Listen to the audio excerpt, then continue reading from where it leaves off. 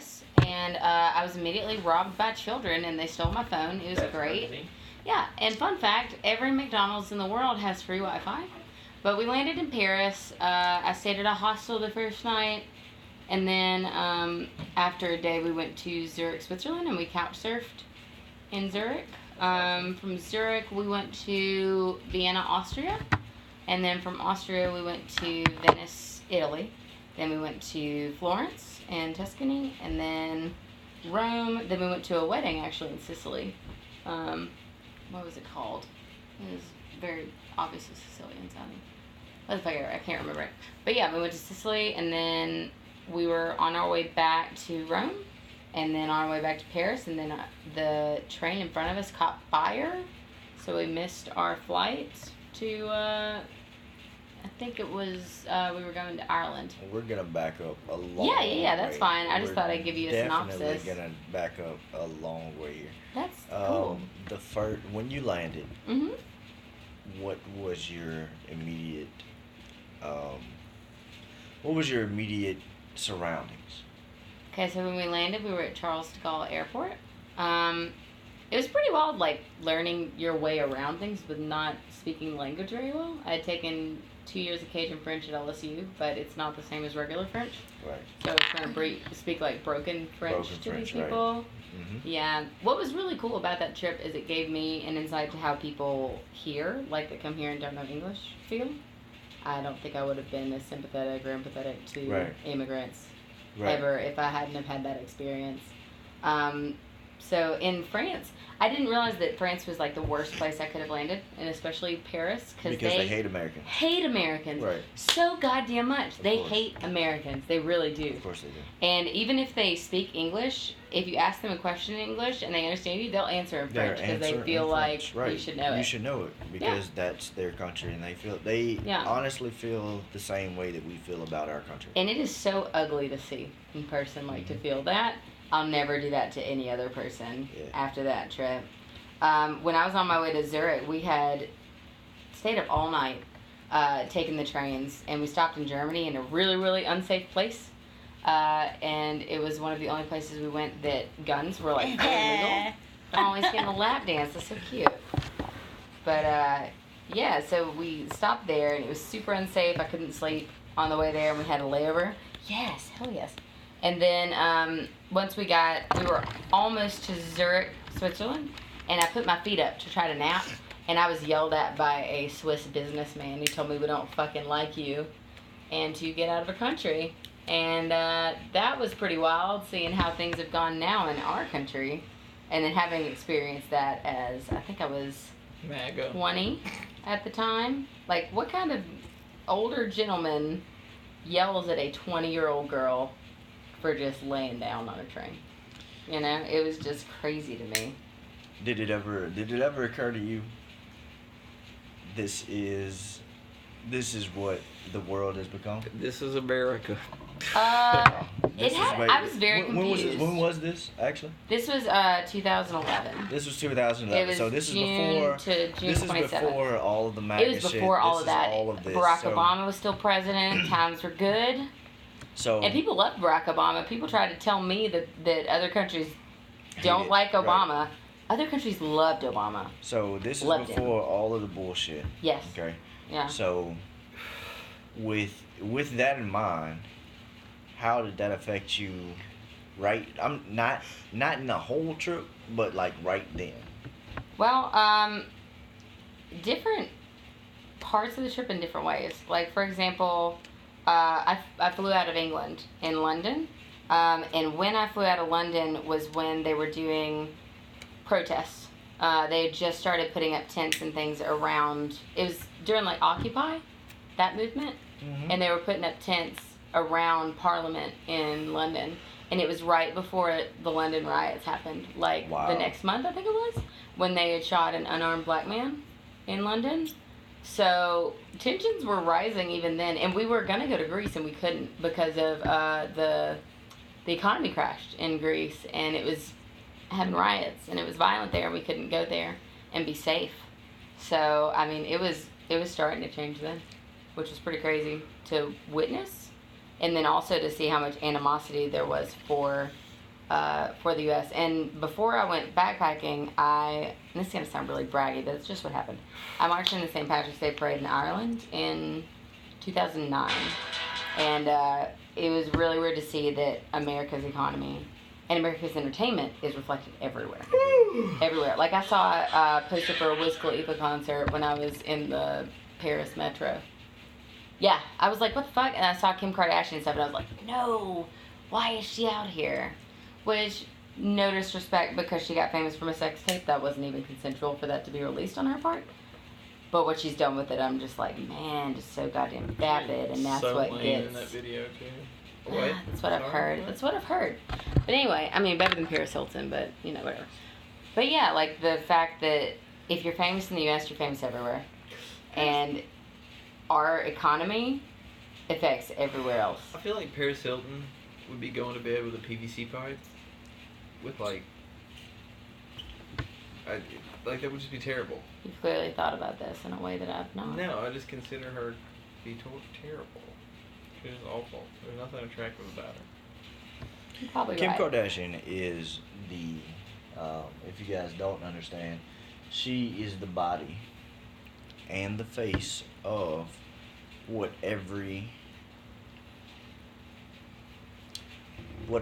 pop culture female wants to be. Such a distortion, She though. was. So No. terrible. You think Still. she is? Yes. It's almost See like how much- cartoonish what that ass no. is, though. If you would see how the pop hand culture is towards her, and how many fans she has, and what She has her so many. fan base is, that's exactly what she has, you know. But like, not okay. So she is to the world what Barbie used to be. That's true. Okay, Yeah. but she is Barbie incarnate. So Yeah. people, and as people are, they like to look like they're. Yeah. I mean, they like to look like they have to have somebody that they want to look like. That's true. They have to look. They have to want to look up to somebody, look to And something. The paradigm is shift from women wanting to look like Kate Moss to women to wanting to look like Kim Kardashian. I wish we could Yeah, just choose something healthy. Even that I don't even think she's it's so it's gone. exaggerated though, with like the ass implants and everything. Right. It's Her, just so like, stupid, back in the man. day was gorgeous. She really was. When she was natural. Honestly, Yeah. she was okay. Okay. I'm not gonna say she was the best looking girl in the world. Well, I'm there's not gonna only say one that she was, you know, There's she only wasn't one best she wasn't looking girl in unique. the world, and it's Kimberly Amber Thiessen from circa 1993. She on wasn't Facebook. unique. You mean Tiffany Okay. Thiessen?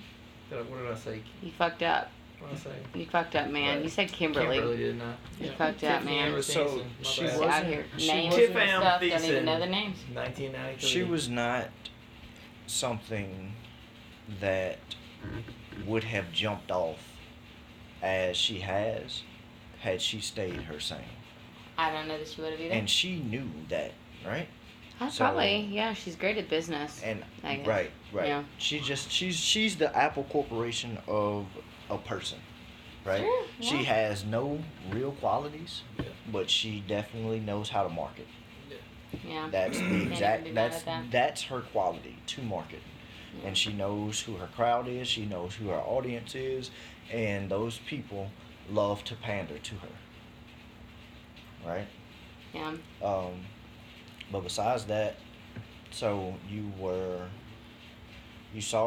saw different concerts, and then what else? No, I didn't see different concerts. I didn't saw see the concerts. advertisements. You saw for stuff. advertisements for the Yeah, concerts. I spent most of my time walking. Well, I was backpacking, so like going through train stations and all this. There was one, I wouldn't call it a concert. I happened to be in Paris the second time during the biggest jazz concert in the world. Wow. And I know this because no one could find hotels. It was me and like this rich ass English dude and like people from all walks of life that have way more money than I'll ever see in my life that still couldn't get hotels, that were hanging out in a diner, a 24-hour diner with me and my best friend, just using the Wi-Fi, ordering coffee as long as we could. But the metro stayed open all night. And there were way more people that were kind than were not.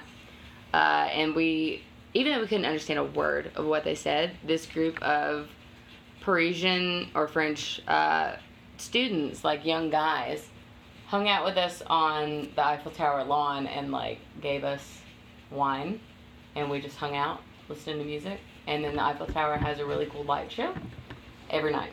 Every night. Every night, it's really beautiful. Yeah. Did not know that. It does, yeah. I could probably find a video for you. But I was also told that this particular night it was a an artist rendering that you actually couldn't take video of. But I don't know how they would have prevented that. Damn. Like they had a light show.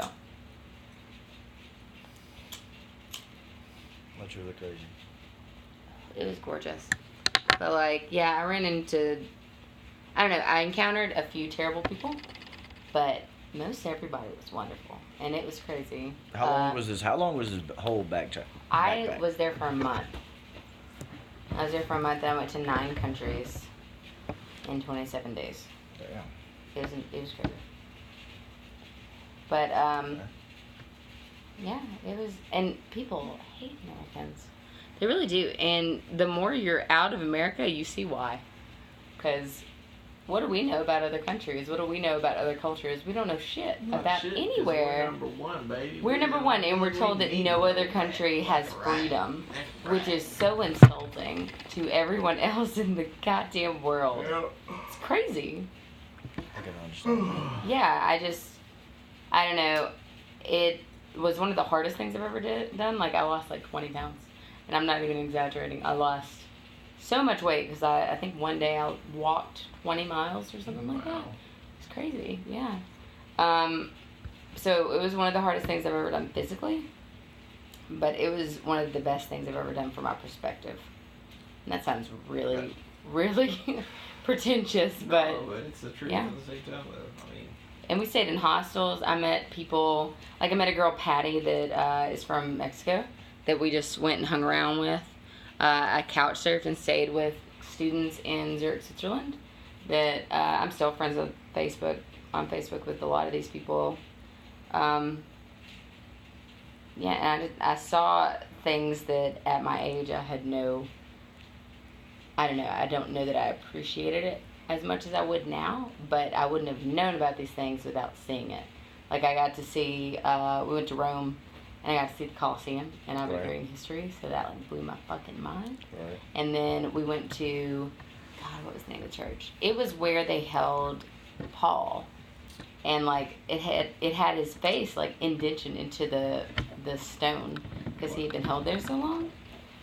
It was just crazy. I loved it, and it was truly eye-opening. Like, to be like, this is where history happened, because our country's only been a thing for 200, 300 years? Yeah, not even that. So, yeah, it was crazy to see everything I was able to see in that time frame, like going from country to country, and just like, hey, here's the fucking Louvre. Hey, here's the Eiffel Tower. Hey, here's the Colosseum. Here is, where the first pope, before he was, I believe he was crucified. Upside down. Yeah. And then getting to go to the Vatican when I was not Catholic, and seeing all these things and seeing people have all these religious experiences. Yep.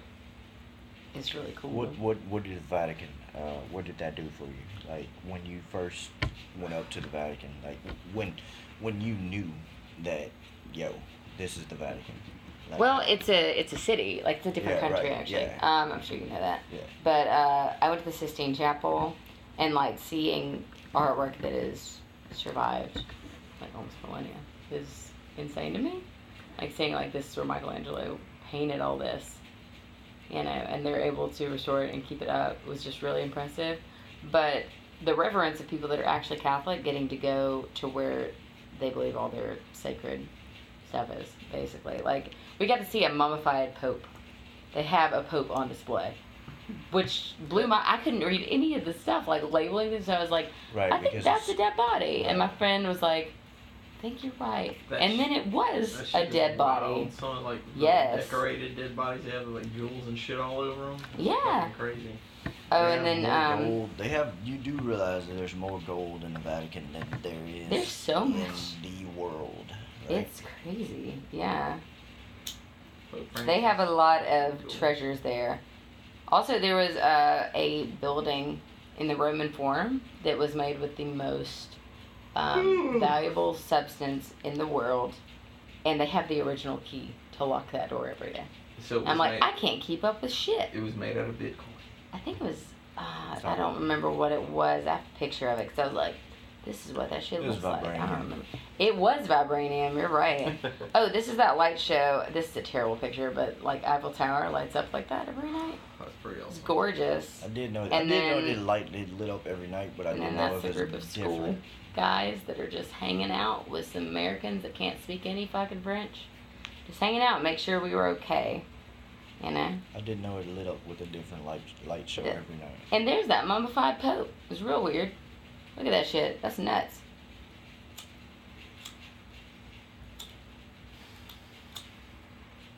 Also, staying in hostels is probably one of the best ways to see a city. Well, I mean, like everybody, I don't know, like the word hostel versus hotel. I mean, like it sounds Sounds bad. Yeah, right. Because everybody, like, when you say hostel, like, they immediately go to the movie Hostel. That's what I was worried about. I was Right. worried I was gonna get murdered. No. They immediately For think sure. slashed Hostile- Achilles tendons. Hostel literally means hotel, Right. right? And Yeah. everybody really gets that fucked up, and I don't like that because it's like, why would you?